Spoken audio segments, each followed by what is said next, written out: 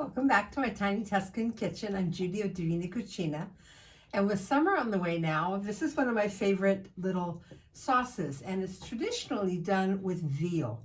Now, the veal recipe is kind of really old school, where it's a veal loin and it's poached in a vegetable broth.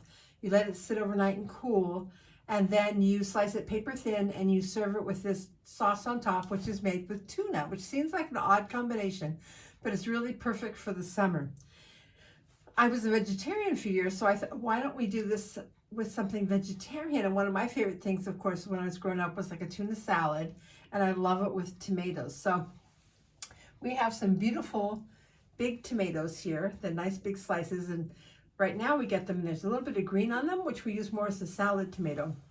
In summer, when they're those beautiful beefsteak tomatoes, really rich and meaty, this would also be beautiful for that. So you can actually make this as a main course, as a pescatarian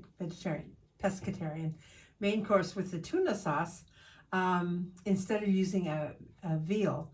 But nowadays, people are also using it with roast beef. So they're roasting beef in the oven, so it gets I think, more flavorful than being poached, and then slice it paper thin and serving it with a little dab of this tuna sauce on top.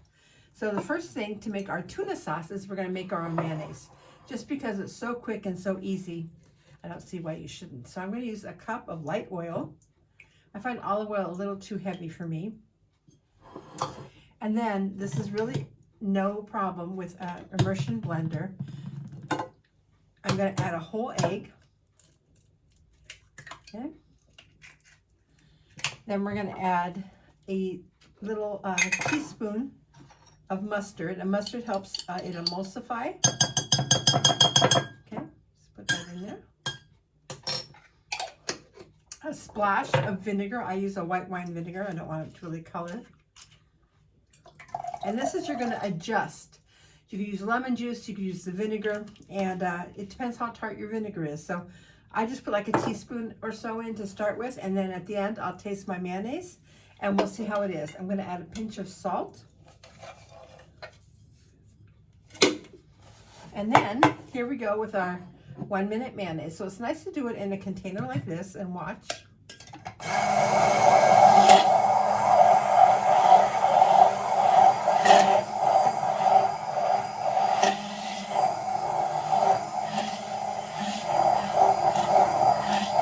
That's it. That's our mayonnaise. And I'll show you the consistency is kind of nice and light. Okay, just perfect. So there's a correlation, of course, with the size of your eggs, how much oil, all these kind of things. Okay, I'm just going to wipe this off. Again, I always unplug when I'm going to do this, take it off the machine. So we have a nice light mayonnaise. Now I could whip this even more and get it thicker, but I like this to be soft. So today we're going to do it like this. Then I'm going to put my mayonnaise in a little dish on the side. And you don't need to clean this out really well, because eventually everything will be all together. And now I'm going to add my tuna. Okay, so I'm just going to use the same jar. So to make this now, I'm going to add tuna. This is about like 3 ounces of tuna. And traditionally it's done with anchovies in it. A lot of people don't like anchovies, so I'm leaving them out today, but anchovies give you kind of a nice umami. These are also vinegar-packed capers. I like the capers in here a lot. I'm also going to save some for decoration. And again, back with my immersion blender. It's nice to not have cleaned so many things. I'm just going to puree this.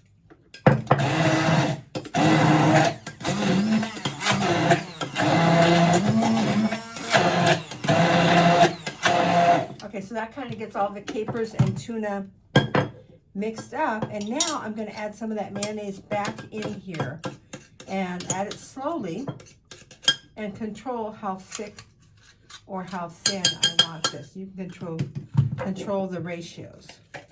Okay, right now, just with the mayonnaise that was in the jar, that's nice, but I want it to be a little more mayonnaise-y. And who doesn't love a good mayonnaise in a salad? Okay, I'm just going to do a couple of tablespoons there. And we'll just re-puree this.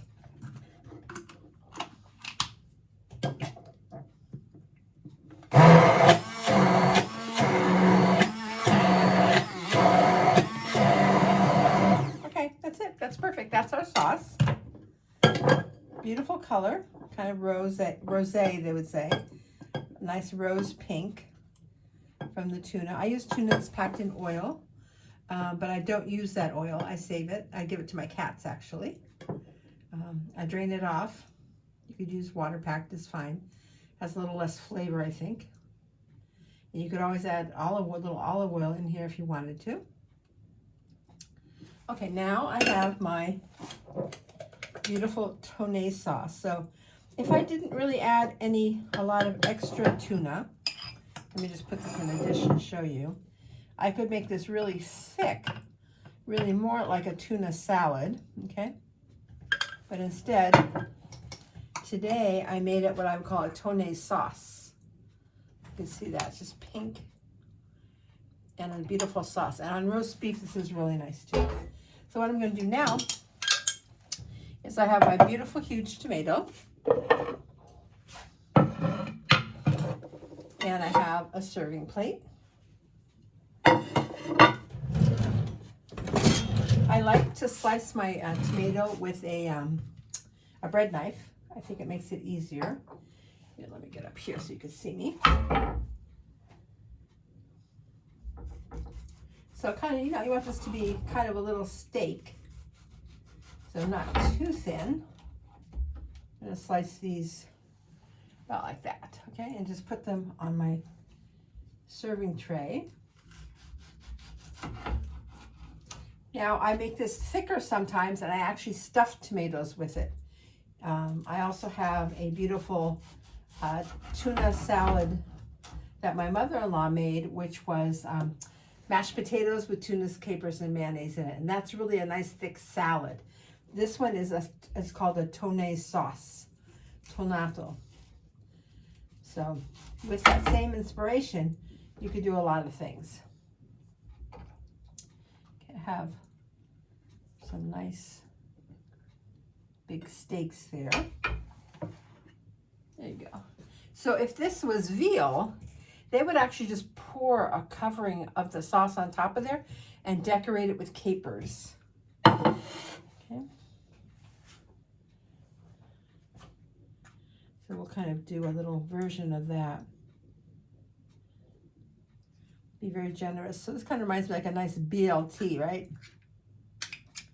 In the summer, they're so delicious. I'm going to do a half piece right here.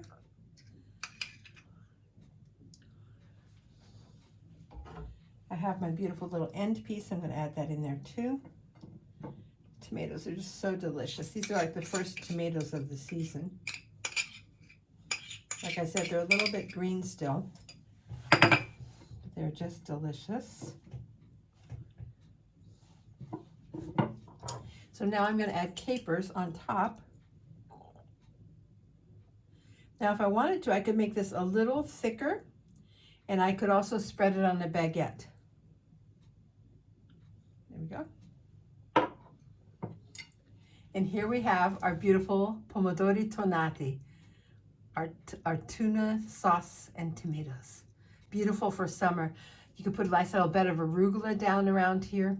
Really gorgeous. Buon appetito. Now we're going to make a couple of crostini using a little baguette. So if you wanted to, you could cut the baguette just straight across and make little tiny ones. But if you want to make a bigger baguette, cut it on the diagonal, okay?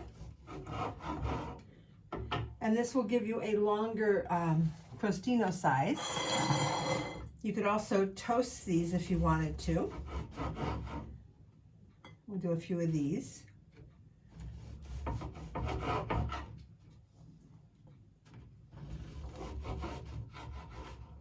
Okay, so I'm just going to do 4 little baguettes, and we have our leftover Tonnato sauce, and I'm just going to pour that right on top. Don't want too much. You don't want it to drip. Okay. You could also refrigerate this and let it sit for a day. Or like I said too, you could add less mayonnaise and have it be more tuna. Hard-boiled eggs are really good with Tonnato sauce also. And I'm going to add again these little capers. I think this is also nice for a cold potato salad as your salad dressing. And here we have our little tonne crostini. Buon appetito.